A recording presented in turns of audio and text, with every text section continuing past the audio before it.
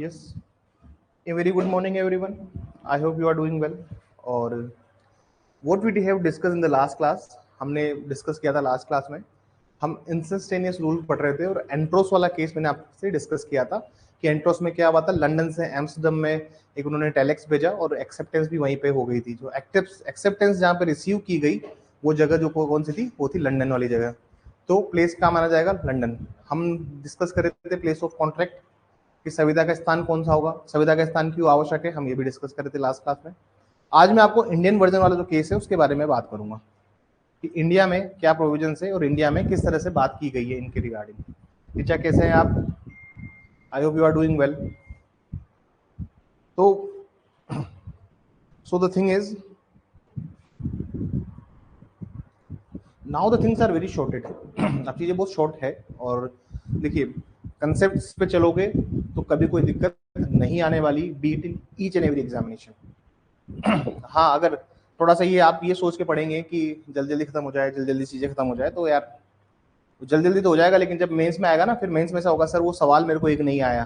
तो वो एक एक सवाल ही, जैसे एक सवाल नहीं आया, दो सवाल नहीं आए, वो एक एक दो दो सवाल ही आपको अल्टीमेटली सफलता से रोकेंगे। प्लीज अच्छे से पढ़िए, हमें जल्दीबाजी नहीं है, ठीक है ना। This is the best time to study, this is the best time to study. और रोज के 8-10 घंटे निकालिए apart from these classes, these lectures. पढ़ने के लिए बहुत कुछ है, कंटेंट बहुत सारा है। आपको जो क्लास चाहिए, जो मटेरियल चाहिए वो अवेलेबल है। भाई ये सब्जेक्ट नहीं आता, अवेलेबल है। जो सब्जेक्ट आपके पढ़े हुए हैं उनको बार बार रीड कीजिए। एक महीने में सारा सिलेबस रिवाइज होना चाहिए, उस हिसाब से पढ़िए और एमसीक्यू भी सोल्व कीजिए लगा के, तभी एग्जाम निकल पाएगी, अदरवाइज तो इट वुड बी डिफिकल्ट। दूसरी बात ये कि अभी मल्टीपल वैकेंसीज आई हुई हैं, प्लीज फॉर्म भरिए, थोड़ा उन पर भी ध्यान रखिए, नजर रखिए। Good morning. देखिए नौकरी पाना बहुत मुश्किल नहीं है अभी इस टाइम पे। हाँ, जज बनना थोड़ा मुश्किल है क्योंकि जज में सिर्फ सीटें लिमिटेड आ रही है और वैकेंसी जो हो रही है उसका कुछ अता पता नहीं होता है। हाईकोर्ट को जब मन करता है हाईकोर्ट अपनी वैकेंसी निकाल देता है। हाईकोर्ट की जब इच्छा होती है, जब मन करता है, हाईकोर्ट अपनी वैकेंसी निकाल देता है। जैसे आरएस हर साल हो रही है, अगर गवर्नमेंट ने, स्टेट गवर्नमेंट ने बोला कि वापस से आरएस की वैकेंसी निकाली है, हर साल ही नहीं वैकेंसी निकाली है, तो अगले साल भी वैकेंसी तुमको देखने को मिल जाएगी। समझ में आई? क्योंकि हर साल 40-50 पोस्ट बनती है। कुछ लोग रिटायर्ड होते हैं, कुछ लोग प्रमोट होते हैं, तो कुछ 40 से 50-60 पोस्ट हर साल बनती है। अगर इतनी पोस्ट हर साल बनती है तो हम ये कह सकते हैं कि वैकेंसी तो आएंगी। तो जज बनना टफ है, लेकिन डिपार्टमेंटल जॉब्स प्राप्त करना, these jobs are much easier on the side. Good morning Swati, good morning Richa. तो so the thing is, stress लेके मत पढ़िए यार, स्ट्रेस से कुछ नहीं होता है। मैं आपको बहुत ही, क्योंकि मैंने वो टाइम देखा है कि अच्छे अच्छे लोग, जो ब्रिलियंट लोग थे, वो स्ट्रेस में ढह गए। आप प्रेशर में मत आइए, नॉर्मली जैसा पढ़ते हैं वैसा पढ़ते रहिए और डिपार्टमेंटल एग्जाम्स के फॉर्म भरिए, ठीक है। हमारे यहाँ के एक स्टूडेंट हैं, अभी उनका एक डिपार्टमेंट में हो गया। देखो मैं तो आपको बात बताता हूँ, वैकेंसी बताता हूँ। उनका एक डिपार्टमेंट में हो गया, हाँ, उनका कॉन्टेक्चुअल पोस्ट पे हुआ है, लेकिन it's a very good opportunity to learn, सीखने के लिए बहुत अच्छे। ये अपनी क्लास के ऑफलाइन स्टूडेंट है, अभी उनका हो गया। वो डॉक्यूमेंट वेरिफिकेशन के लिए जाना है उनको, वो शॉर्टलिस्ट हो गए। उसमें कोई एग्जाम भी नहीं था, सिर्फ अप्लाई किया था और शॉर्टलिस्ट हो गए। अभी डॉक्यूमेंट वेरिफिकेशन होगा और फाइनल लिस्ट में नाम आ जाएगा, ठीक है सर। किसका नाम लिखिए? भगवान दास।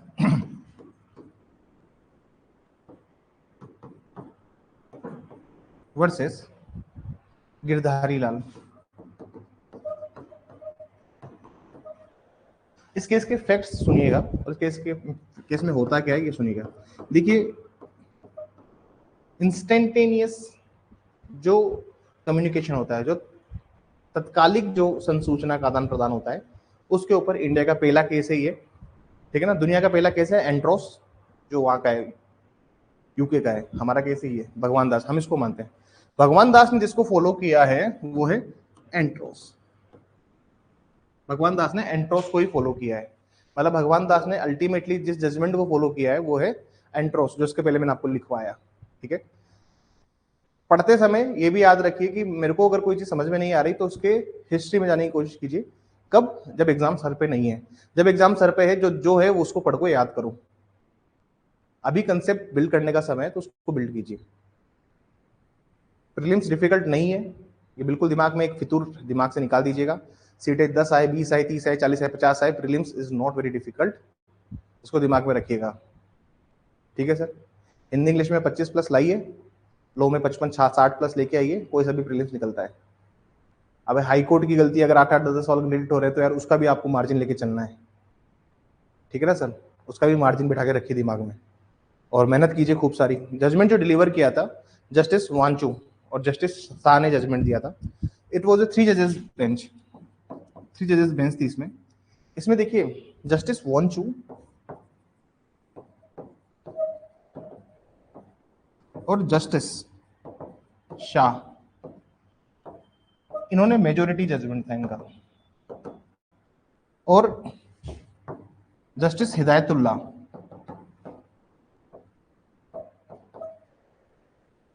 जस्टिस हिदायतुल्लाह का नाम सुना है आपने? ये ऐसे जस्टिस थे जो राष्ट्रपति भी रहे हैं। ये कौन थे सर? राष्ट्रपति भी रहे हैं। एक टाइम था जब वाइस प्रेसिडेंट नहीं थे, वाइस प्रेसिडेंट नहीं थे, जब कभी भी भारत में प्रेसिडेंट का पोस्ट खाली है और वहां पर वाइस प्रेसिडेंट भी नहीं है, तो चीफ जस्टिस ऑफ इंडिया को क्या बना देते हैं? प्रेसिडेंट बनाया जाता है। बात समझ में आई?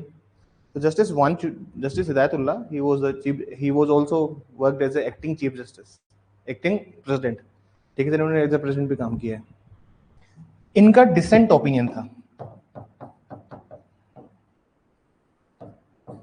डिसेंट मतलब he was not in favour कि वो उस जगह को हम लोग प्लेस ऑफ कॉन्ट्रैक्ट कहें जहां पर असेंट सुनी गई है। इनका ये वैसा ओपिनियन नहीं था। इनका जो ओपिनियन था वो यूएस और कनाडा को से मैच करता था। इनका ये कहना था कि जहां से असेंट बोली गई है उस जगह को माना जाए, जबकि 2 जजेस थे ये एंट्रोस जजमेंट को फॉलो कर रहे थे इस मामले में। बात समझ में आई? बिल्कुल सिंपली वे में हम लोग समझ रहे हैं, रटने की कोशिश मत कीजिएगा। The things are very easy, आपको लुक डाउन करना पड़ेगा। अब इस केस के फैक्ट सुनिए। प्लेंटिफ जो थे वो थे अहमदाबाद में,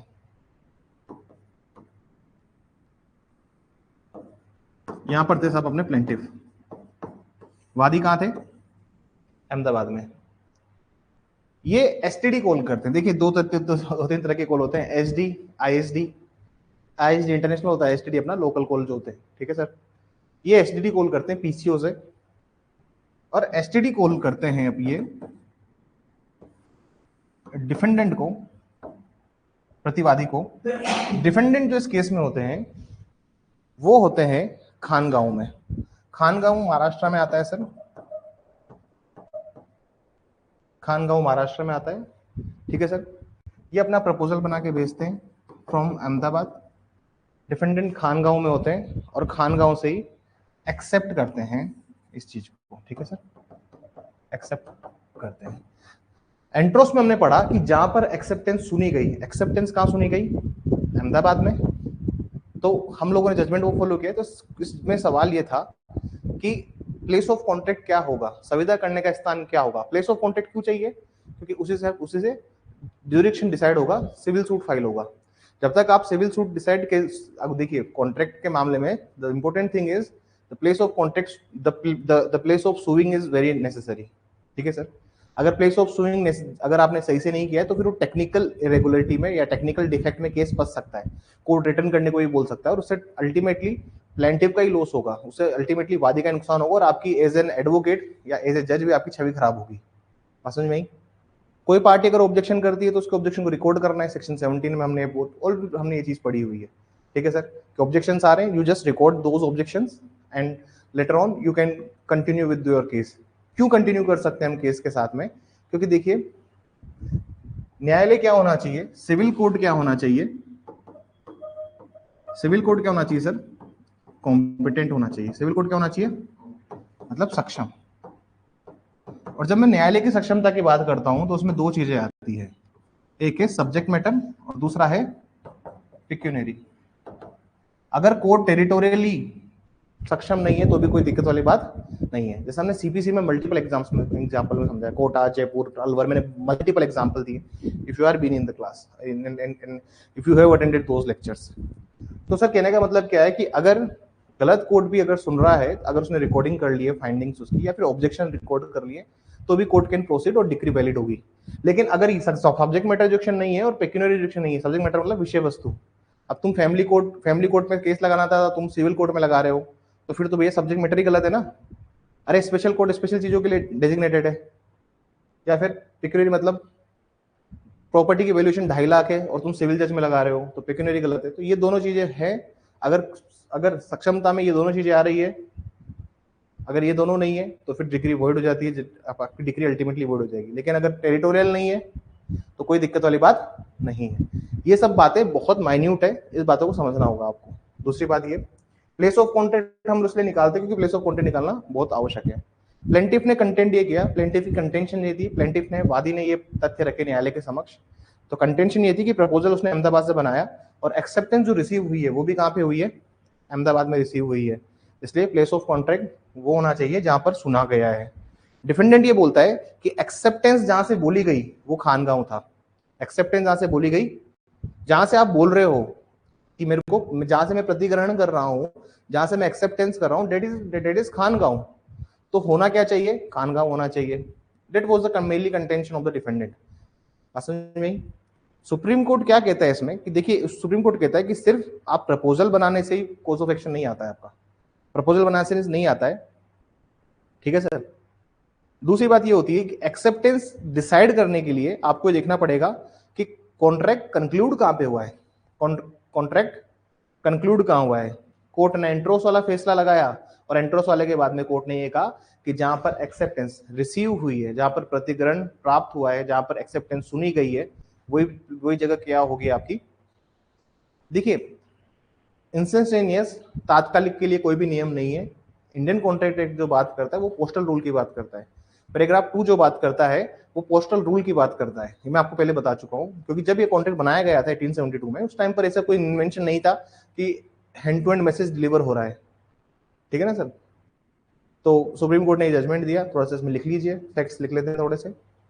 the plaintiff made proposal from Ahmedabad, वादी द्वारा प्रस्तावना, वादी द्वारा प्रस्तावना एसटीडी कॉल के माध्यम से, एसटीडी कॉल के माध्यम से अहमदाबाद से की गई, अहमदाबाद से की गई। The plaintiff made proposal from Ahmedabad, from STD call, comma, Ahmedabad से की गई, comma, and the defendant accepted the proposal at Khangaon, and defendant accepted the proposal at Khangaon, तथा प्रतिवादी द्वारा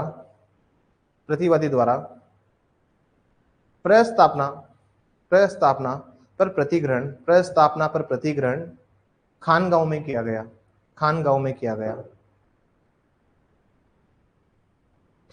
In this case the question was Where was place of contract? Question mark. इस मामले में प्रश्न ये था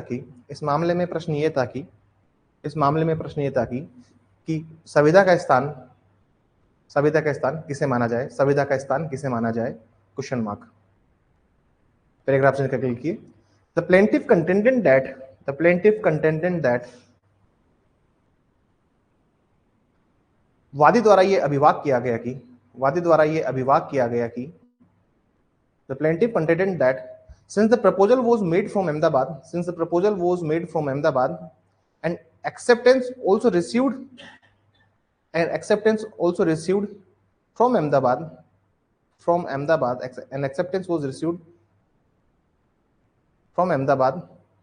therefore the place of contract should be Ahmedabad.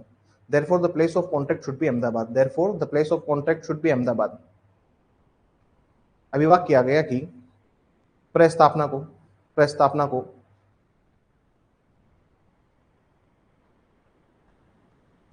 Ahmedabad से किया गया है, तथा उस पर प्रतिग्रहण भी अहमदाबाद में ही प्राप्त हुआ है, तथा उसमें प्रतिग्रहण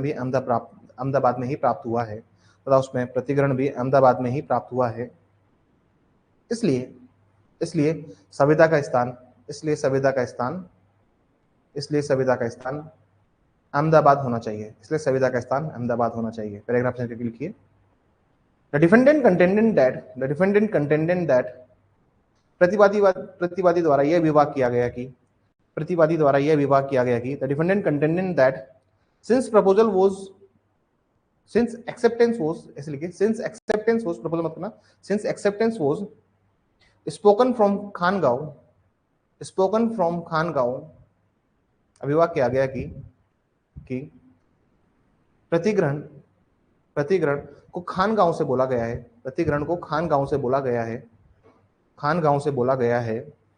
spoken from Khangaon, so Khangaon should be place of contract, खानगांव से बोला गया है, इसलिए खानगांव संविदा का स्थान होगा, पैराग्राफ से लिखिए, the court held that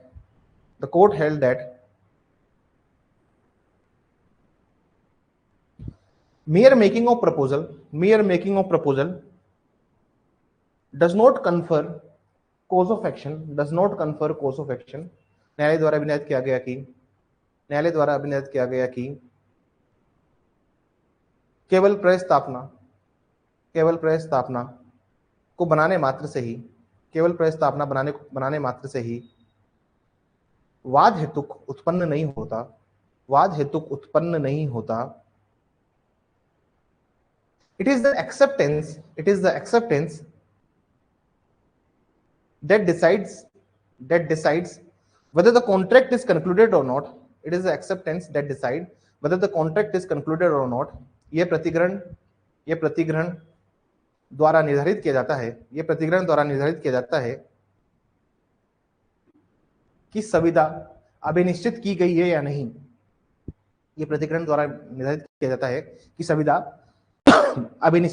है या नहीं,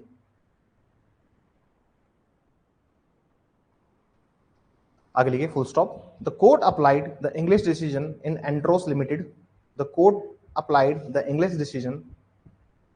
एंट्रोस लिमिटेड, न्यायालय द्वारा अंग्रेजी निर्णय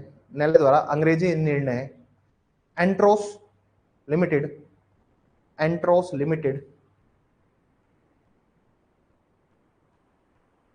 की पालना यहां की गई,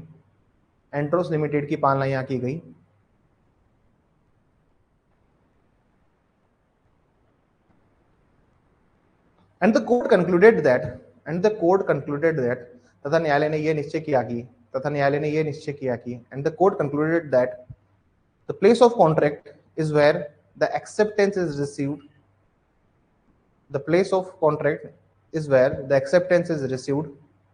by the proposer।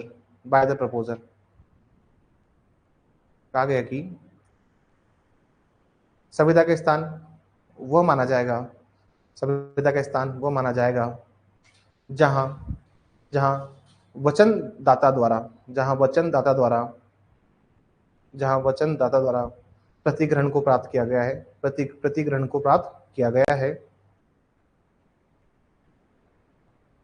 Therefore, the place of contract was held to be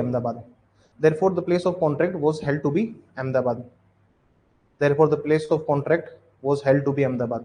इसलिए संविदा का स्थान अहमदाबाद माना गया। ये सवाल आता है आरजेएस में और बहुत इंपॉर्टेंट है सर, ठीक है ना। आजकल जो पेपर बन रहे हैं उनके पैटर्न बन रहे हैं। इस साल सिविल का पेपर भी कंसेप्चुअल पूछा था, ऐसा मतलब इजी पेपर नहीं आया था। कल को अगर इसी फैक्ट्स में लिख देते हैं कि व्हाट्सएप पे मैसेज रिसीव हुआ है, व्हाट्सएप का ये मैसेज वहाँ पढ़ा गया, तो आप लिख सकते हैं ना इस केस के माध्यम से, भगवान दास गिरधारी लाल केडिया के माध्यम से, कि सर ऐसे अगर उसी केस में यहाँ आएगा जहाँ पर व्हाट्सएप मैसेज को रिसीव किया गया। रिसीव करना का मतलब क्या होता है कि जहाँ पर आपने मैसेज को सीन किया है, समझ में आई बात। जहाँ पर सीन किया है वहीं पर क्या होगा सर, कॉन्ट्रैक्ट कंक्लूड होगा। सिर्फ प्रपोजल भेजने से नहीं होता है ना सर। जैसे हमने प्रिंसिपल्स पढ़े थे कॉन्ट्रैक्ट को पढ़ाते समय कि mere proposal is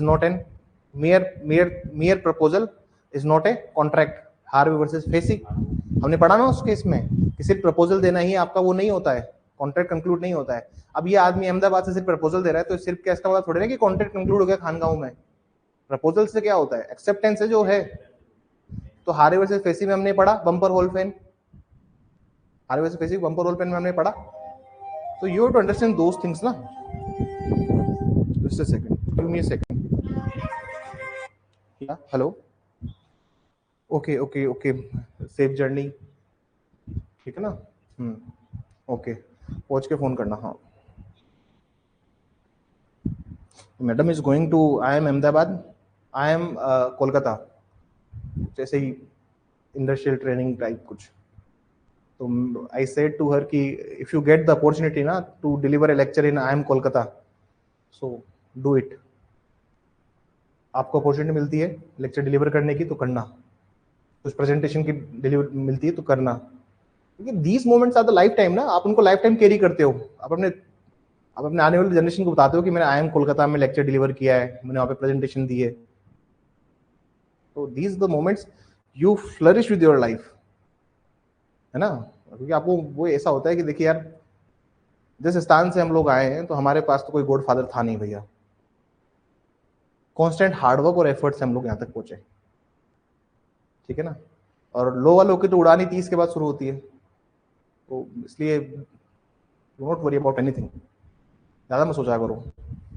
लो में आए हो ना तो लो तुमको वो पहचान देगा कि तो तुमने सोची नहीं होगी. Beyond expectations. हाईकोर्ट जज गणेश राम मीणा, एडीजे नहीं हुआ उनका, एडीजे में सिलेक्ट नहीं हुए वो.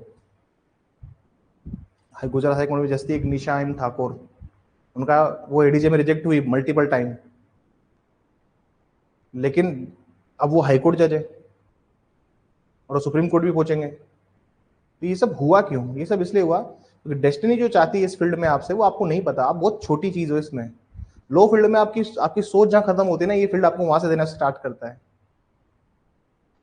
पर हमेशा याद रखना, always wait for the right opportunity. और मेहनत करते रहो, कांस्टेंट रहो, कंसिस्टेंसी रखो, तुमको मिलेगा यार. तुमको लगता है कि एक एग्जाम नहीं निकली तो मतलब क्या जमाना खराब हो गया? नहीं सर, ऐसा कुछ नहीं है. अगला एग्जाम आएगा उसमें निकालेंगे. ये एग्जाम नहीं होगा तो मैं सीबीआई में निकालूंगी. वो जब लक्ष्य आप सरसंधान कर लेंगे, उस लक्ष्य को आपने निर्धारित कर लिया, तो तुमको कोई नहीं रोक सकता भाई. आज कौन है सिविल जज नीलम के सामने? बताओ मुझे, सिविल जज क्या लगता है नीलम के सामने? अगर आप सीबीआई में पब्लिक प्रोसिक्यूटर है तो सीबीआई पीपी की सैलरी ऑलमोस्ट 2 लाख प्लस है. 1.7 है, 1.8 ऐसे कुछ सैलरी है. कौन हो आप? कौन लगता है आपके सामने? इसलिए सर सिविल जज कौन? इसलिए कहने का मतलब समझिए, लाइफ कब रुख बदल दे इस फील्ड में नहीं पता यार, नहीं पता. मैं खुद 8 साल 9 साल हो गए मेरे को एक्सपीरियंस में. मल्टीपल एक्सपीरियंस है मेरे को, वकालत का, लिटिगेशन का, सबका. मैंने हर काम किया. मैंने ड्राफ्टिंग से लेकर आर्गुमेंट से लेकर एनसीएलटी, हर कोर्ट में, डीआरटी, टेट रिकवरी ट्रिब्यूनल में, सब में अपेयर हुआ हूँ. आज मैं आपको बताता हूँ कि मेरी लाइफ भी बहुत अनसर्टेनिटी है. मुझे भी नहीं पता कि कल को मैं क्या बन जाऊंगा. यहाँ पर इस फील्ड में रंक से राजा बनने में समय नहीं लगता है, लेकिन राजा से रंक नहीं बनोगे. बाकी फील्ड तो क्या होता है ना, तुम अप्स एंड डाउन्स आते हैं, फिर गिर गए, फिर अप्स हो गया. नहीं सर, इस फील्ड में ऐसा है कि हमेशा अप ही रहेगा. इस फील्ड में हमेशा आपकी ऊंचाई ऊपर ही रहेगी, आप कभी गिरेंगे नहीं. इसलिए कंसेप्चुअल क्लैरिटी बहुत स्ट्रांग रख के जाइए अपनी, किसी भी एग्जाम में बैठेंगे. देखिए, सबसे इंपॉर्टेंट फेस होता है इंटरव्यू. इंटरव्यू बच्चों के खराब क्यों होते हैं, उसका एक रीजन बता देता हूँ मैं. देखिए, जब आपको नॉलेज होती है ना चीजों के बारे में, तो कॉन्फिडेंस आता है चेहरे के ऊपर. जैसे मेरा पहला इंटरव्यू था तो मेरा सिविल उस टाइम मेरे को नहीं आता था. मैं प्री कोविड बात कर रहा हूँ, है ना, कोविड के पहले की बात कर रहा हूँ. उस टाइम मेरे को सिविल नहीं आता था, और civil was the weakest link. मैं सीपीसी से मेरे को डर लगता था. मेरे आज भी सीपीसी के नोट्स देखोगे तो मैंने एक दोस्त से पूछा हुआ कि यार कौन कौन से ऑर्डर इंपॉर्टेंट है, उनके रूल्स कौन कौन से इंपॉर्टेंट है, मुझे एक बार बता दे तू. मुझे इतना डर लगता था सीपीसी से, एसआरए से, लिमिटेशन से, टीपी से. मुझे इतना खौफ था इन सब्जेक्ट्स का. वास्तविकता सर, ये क्रिमिनल तो इजी है, सबको आता है. रूल्स है, नहीं है, नहीं है. जब मैं इंटरव्यू में गया तो पता तो मेरा से चौथे या 5 या 6 दिन इंटरव्यू था, ऐसा कुछ नहीं था. मुझे पता लगा कि ये लोग ऑर्डर 37 पूछ रहे हैं, 38 पूछ रहे हैं, 39 पूछ रहे हैं, और इंडिजेंट के ग्राउंड्स पूछ रहे हैं. तो मैं सिर्फ वही पढ़ के गया, और जाते ही मुझसे पूछा सेक्शन 89 क्या है सीपीसी में. I was completely blank. और आज कोई पूछ ले सेक्शन 89 क्या है, मैं तेरे को भर के 10 प्रोविजन का 10 पेज का प्रोविजन बता दूं. मैं तेरे को एप्सकॉन की गाइडलाइंस बता दूं कि कोर्ट ने कहाँ क्रिटिसाइज किया है, कोर्ट ने कहाँ उसको एक्सेप्ट किया है, मैं चारों में अंतर ही बता दूं कि लोक अदालत, मीडिएशन, आर्बिट्रेशन और कंसिलेशन में क्या अंतर है। तो कहने का मतलब ये होता है सर, रुकना नहीं है, बस रुकना नहीं है। बस आप भी जीवन में मूल मंत्र लेके चलिए कि रुकना, you don't have to be stop, है ना सर। और आप ऐसे रहे तो आप अनस्टॉपेबल बन जाएंगे। रोज 1% ग्रो कीजिए अपने आप को, 1% 2% नॉलेज में अपडेट कीजिए, पढ़ते रहिए, आप देखना बहुत आगे जाएंगे। लेकिन हिम्मत हार जाओगे सिर्फ एक आधी एग्जाम्स के बाद में, ये प्रीलिम्स नहीं हुआ, इस बार कम नंबर आ गए, हाँ तो सर ऐसी बात है, जो ऐसे हिम्मत हारने वाले तो उनके लिए फील्ड नहीं है, उनके लिए फील्ड है भी नहीं, क्योंकि जो ये पद तुमको देगा उसको तुमको कोई नहीं देगा। चलो सर, सेकंड हम लिखेंगे पोस्टल रूल या फिर नॉन इंस्टेंटेनियस रूल। इस पोस्टल को पोस्टल ही लिखना प्लीज, ठीक है ना, इसको पोस्टल ही लिखना, पोस्टल या फिर नॉन इंस्टेंटेनियस रूल्स। अतात्विक नियम, अतात्कालिक नियम क्या होगा?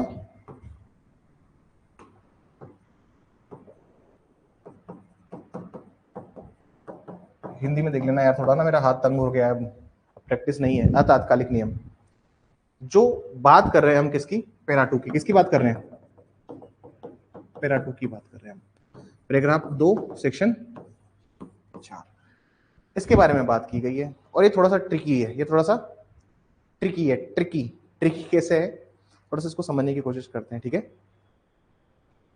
हेडिंग डाल लीजिएगा, postal rule, non instantaneous rule. यहाँ पे काम होगा स्लो, ठीक है ना, यहाँ पे काम क्या होगा, स्लो मोशन में होगा, ठीक है ना, कोई जल्दीबाजी में काम नहीं होगा। सपोज कीजिए ए लेटर लिखता है, ठीक है, आज का डेट है 3, सोचो कितने जल्दी में इतने दिन निकल रहे हैं, अगर आप समझ पा रहे हैं तो 9 चल रहा है, 11, अरे 11, अरे भैया साल खत्म हो गया हो। सपोज कीजिए ए जयपुर से, एक हमारे स्टूडेंट है रिचा, इनको अलवर में एक लेटर भेजता है, ठीक है, लेटर भेजा जिसमें प्रपोजल है, यहां से एक प्रपोजल भेजा गया रिचा को अलवर में, ठीक है। ये लेटर पहुंचा इनके पास 6 तारीख को, 6 तारीख को प्रपोजल इनके पास पहुंचता है, ठीक है। ये इस लेटर का जवाब लिख के भेजती हैं 8/11 को, ठीक है सर। एक्सेप्टेंस, इसका जो एक्सेप्टेंस है, अब ऐसा नहीं ना सर पढ़ते ही सेम ही दिन भेज देगी एक्सेप्टेंस, अगले दिन लिए इन्होंने। और मेरे पास जो लेटर पहुंचा, मतलब ए के पास जो लेटर पहुंचा, वो पहुंचा अपना 11 तारीख को,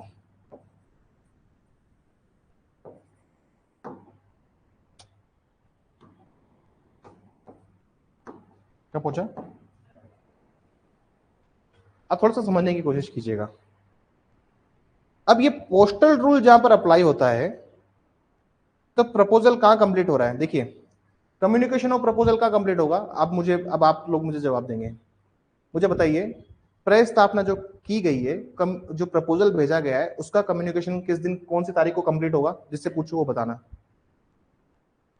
कब कंप्लीट हो रहा है, किसके, ये क्यों हुआ 6 तारीख को, पैराग्राफ नंबर 1 उसने लिखा है ना, नॉलेज जब ज्ञान में आ जाए, तो लिखिए इस डायग्राम को बनाने के बाद, the communication of proposal shall be completed on, the communication of proposal shall be completed on 06/11, आराम से डायग्राम बना लीजिए फिर लिखना। प्रस्तावना की संसूचना पूर्ण हुई, प्रस्तावना की संसूचना पूर्ण हुई, कौन सा तारीख को हुई सर, 6/11। डेट्स इंपॉर्टेंट है यहाँ पर और डायग्राम इंपॉर्टेंट है, इसको याद रखिएगा। और ब्रैकेट में लिख लेना paragraph number 1, para 1 section 4। Sir 3 paragraph है, पहला है प्रपोजल का, दूसरा एक्सेप्टेंस का और तीसरा रिवोकेशन का। रटना कुछ भी नहीं है, समझने की कोशिश कीजिए। ठीक है सर।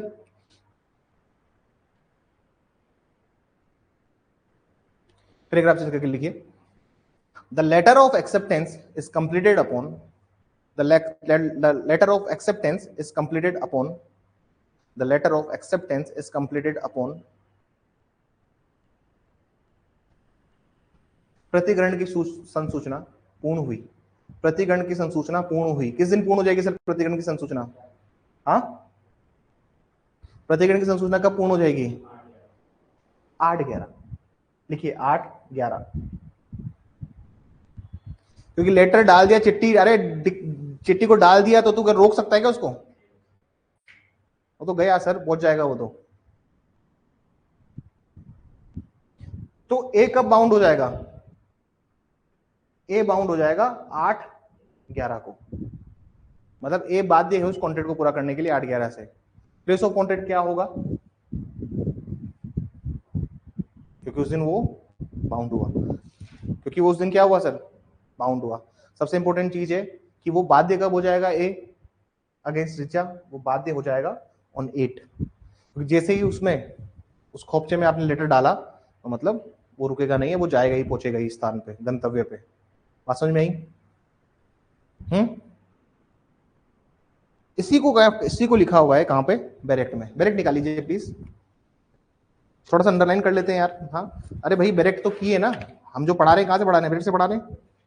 थोड़ा सा पढ़ने की कोशिश करेंगे। पैराग्राफ 2 में the communication of an acceptance is complete, प्रतिग्रहण की संसूचना, the communication of acceptance is complete as against the proposer when it put in the course of transmission to him so as to be out of power of the acceptor.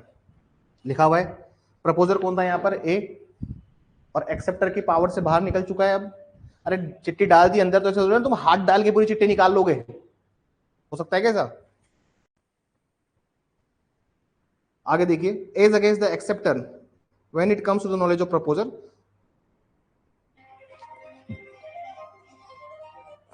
Class में मैं एक बार बाद में बात करता हूं, हिंदी में देखिए। प्रतिक्रिया के विरुद्ध तब संपूर्ण हो जाती है प्रस्तावक के ज्ञान में जाती है। ऋचा कब बाउंड होगी? ऋचा बाउंड होगी on 11/11।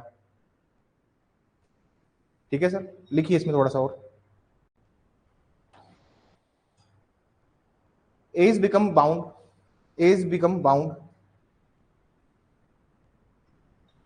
A is become bound,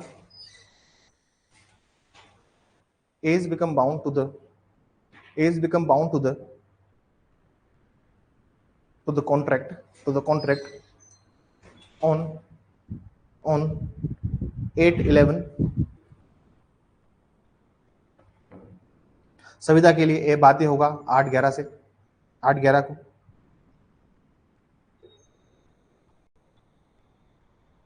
when the acceptor put in the course of transmission, when acceptor put in the course of transmission and it is out of the power of the acceptor, and it is out of the power of the acceptor। जब जब जब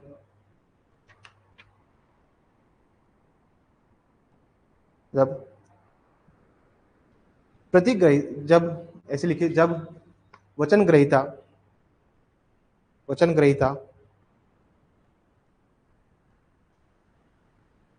जब वचन ग्रहीता पारेषण के अनुक्रम में की जाती है, जब वचन ग्रहीता द्वारा पारेषण के अनुक्रम में की जाती है, पारेषण के अनुक्रम में कर दी जाती है, पारेषण के अनुक्रम में कर दी जाती है, तथा उसकी शक्ति से बाहर हो जाए, तथा उसकी शक्ति से बाहर हो जाए, तथा उसकी शक्ति से बाहर हो जाए। पैराग्राफ चेंज करके लिखिए,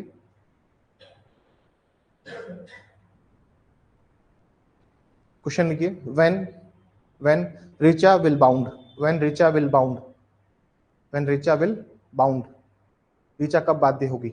Richa कब बाध्य होगी?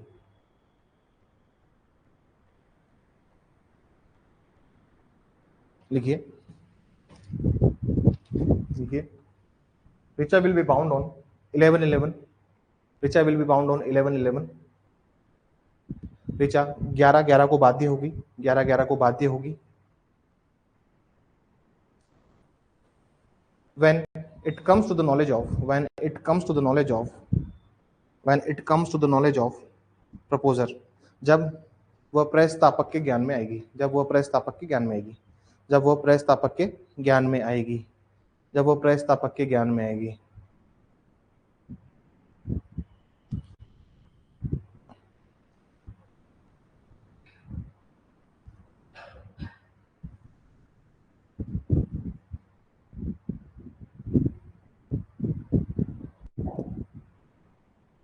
और प्लेस ऑफ कॉन्ट्रैक्ट क्या होगा इसमें?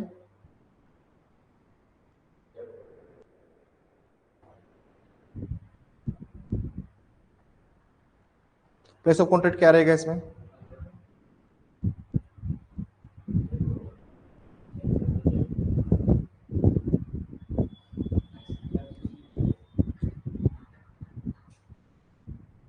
देखिए प्लेस ऑफ कॉन्ट्रैक्ट ये होगा अलवर, जहां से हम लोग क्या कर रहे हैं, एक्सेप्टेंस सेंड कर रहे हैं, क्योंकि बाउंड ये बाउंड होना जरूरी है। उल्टा होता है सर इसमें, ठीक है ना। इंस्टेंट रूल और पोस्टल रूल में यही अंतर है। बात समझ में आ गई? इसमें क्या होगा, अलवर, जहां से हम एक्सेप्टेंस भेज रहे हैं। समझ में ही बात? क्यों ऐसा क्यों माना गया है? ऐसा इसलिए माना गया है क्योंकि एक कब बाउंड होगा, एक जिस दिन बाउंड हो जाएगा, जिस दिन एक्सेप्टेंस तो भेज दी सर उसने, एक्सेप्टेंस जिस दिन भेजी, जिस दिन उसने प्रतिग्रहण भेज दिया इसको प्रस्तावक को, उसी दिन से मान लेंगे। जो प्रपोजर है उसको भेज दिया, उसी दिन से हम इसको मान लेते हैं, इसको कंसिडर करते हैं। थोड़ा सा लिखने की कोशिश करेंगे, लिखिए।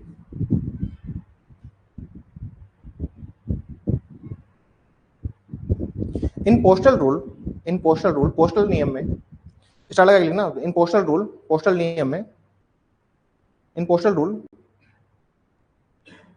the place of contract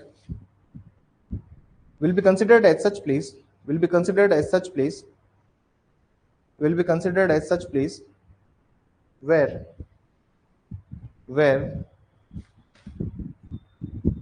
where acceptance was sent, where acceptance was sent। Postal नियम में संविदा का स्थान वह माना जाता है, संविदा का स्थान वो माना जाता है जहां से जहां से जहां से प्रतिग्रहण भेजा गया है, जहां से प्रतिग्रहण भेजा गया है, जहां से प्रतिग्रहण भेजा गया है, जहां से प्रतिग्रहण भेजा गया है।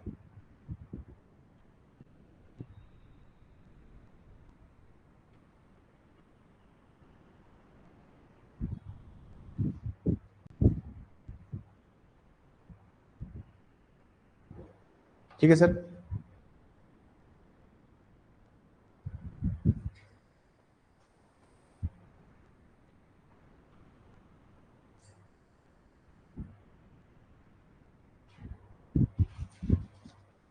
डीजेएस के प्रीलिम्स में एक सवाल आया। अब डीजेएस के जो प्रीलिम्स होते हैं ना सर, वो टफ नहीं होते हैं, वो थोड़े से कंसेप्चुअल होते हैं। और दूसरी बात ये होती है कि वहाँ पे सिलेक्शन क्यों नहीं होता है राजस्थान वाले बच्चों का, अमूमन रीडिंग हैबिट फास्ट नहीं है, हमारी कॉम्प्रिहेंशन ठीक नहीं है।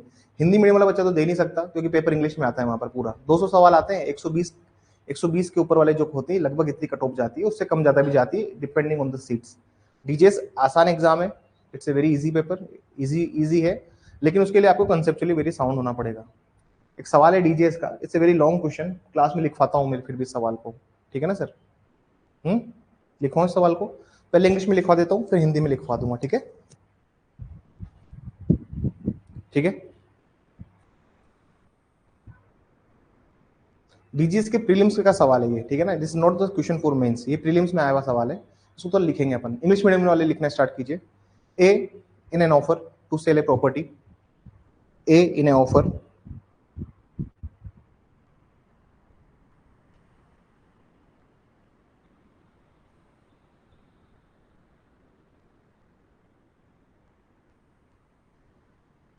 A in a offer to sell a property,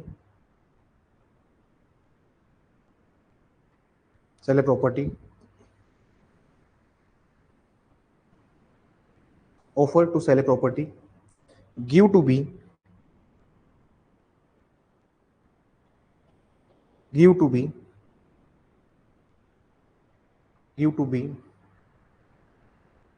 the right of accept such offer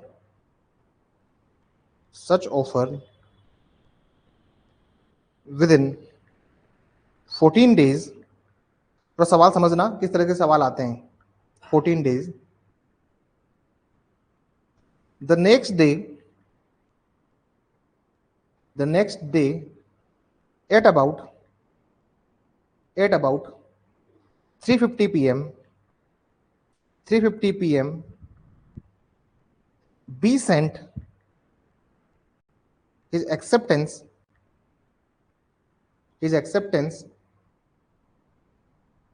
by post,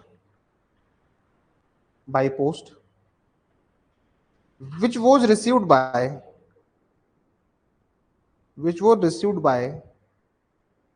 A at 8:30 p.m.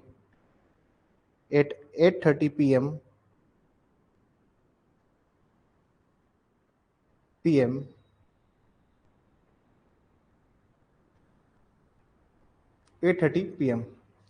But before that 1 p.m. A had posted a letter revoking his offer. The revocation and acceptance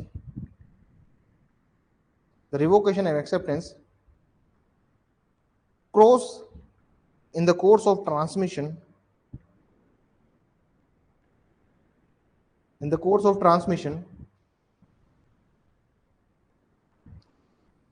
we received the letter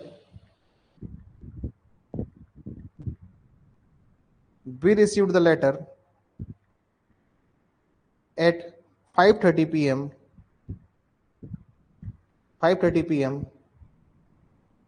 Will this result in a concluded contract?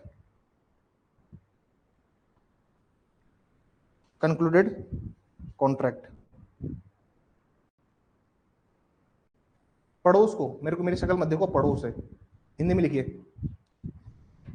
ए एक संपत्ति को बेचने का प्रस्ताव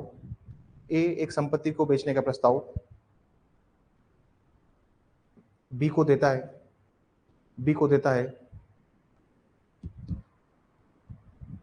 तथा B को ऐसे प्रस्ताव को स्वीकार करने के लिए 14 दिन का समय देता है। डायग्राम बनाओ इसका, इंग्लिश मीडियम वाले बच्चे डायग्राम बनाइए इसका, तब समझ में आएगा। 14 दिन का समय देता है। अगले दिन लगभग 3:50 PM पर बी डाक द्वारा अपनी स्वीकृति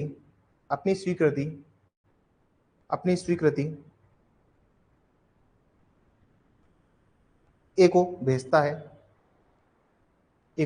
है।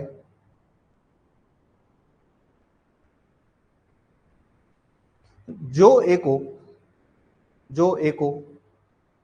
8:30 8:30 PM लिख लेना। जो ए को 8:30 PM पर प्राप्त हुई, लेकिन उससे पहले ए उसी दिन 1 PM पर अपने प्रस्ताव को प्रतिसंहरण करने हेतु बी को एक पत्र भेजता है। यहाँ प्रतिसंहरण और प्रतिग्रहण दोनों प्रेषण के दौरान होता है। बी को पत्र 5:30 PM पर प्राप्त हुआ। 5:30 PM पर प्राप्त हुआ। बी को पत्र 5:30 PM पर प्राप्त हुआ। 5:30 PM पर प्राप्त हुआ।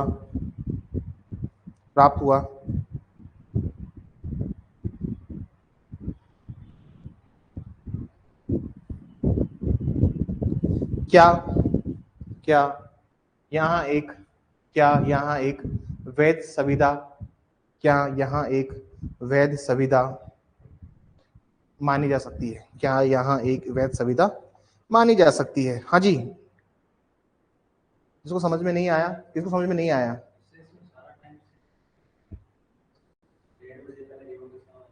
अभी बताऊंगा मैं, सब्र करो थोड़ा सा। हाँ जी, 5 मिनट देता हूँ, डायग्राम बनाओ इसका और सोचो कंक्लूडेड कॉन्ट्रैक्ट होगा या नहीं होगा जो हम समझ रहे हैं उसके ऊपर। मेरा 2 पढ़ा दिया ना मैंने आपको अच्छे से, आई थिंक समझ में आ गया होगा अच्छे से आपको। अब तो दिमाग लगाओ, डीजेएस का लेवल क्या होता है, अब तुम्हारा थोड़ा दिमाग घूमेगा।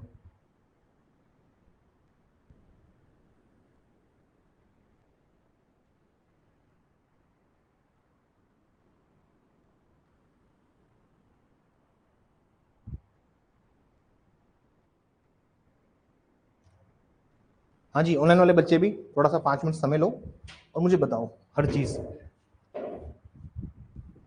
अब सर 120 मिनट में 2 घंटे में 200 सवाल करने हैं इस तरह के, और 120 सही होने चाहिए तब जाके तो, और नेगेटिव मार्किंग भी है। वहां फंसता है डीजेएस में बच्चा। रीडिंग स्पीड के साथ साथ तुम्हें कंसेप्चुअल क्लैरिटी भी चाहिए अगर you are appearing for the डीजेएस।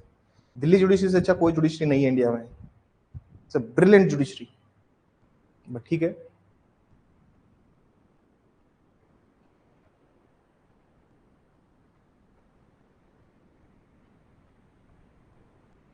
हाँ, कॉन्टेंट कब होगा? कॉन्टेंट होगा नहीं होगा, हाँ या ना? कब होगा, समय बताओ। मूर्ख आदमी।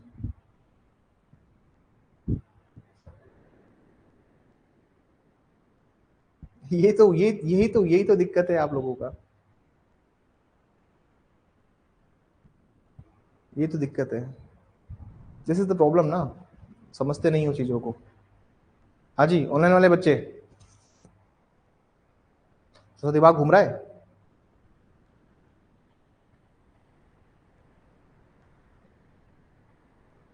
कॉन्ट्रैक्ट होगा या नहीं होगा ये? हाँ, नहीं होगा। अच्छा, आप मैडम कुछ ओपिनियन है? एक बार डायग्राम बना दो इसका तो समझ में आ जाएगा तुम लोगों को।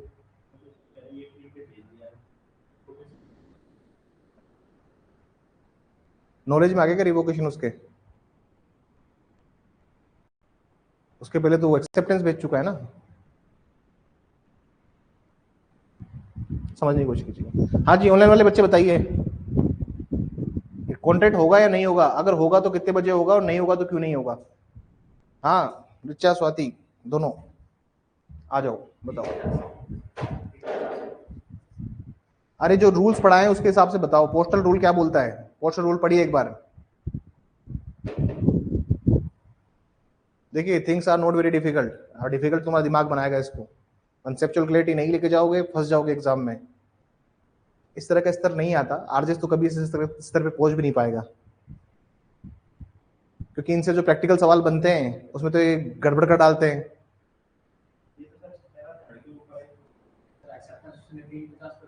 अरे यही तो फंसोगे तुम, यही तो फंसोगे। पैरा 2 के हिसाब से पढ़ो उस सवाल को। पैरा 2 का जो एग्जाम्पल लिखवा ना मैंने, ए रिचा वाला, वो पढ़ो। ए कब बाउंड होगा, रिचा कब बाउंड होगी साबिता के लिए, इस हिसाब से पढ़ोगे तो समझ में आएगा। नहीं होगा? अरे वाह, जजमेंट दे दिया मैडम ने तो नहीं होगा। हाँ रिचा, होगा नहीं होगा बताइए।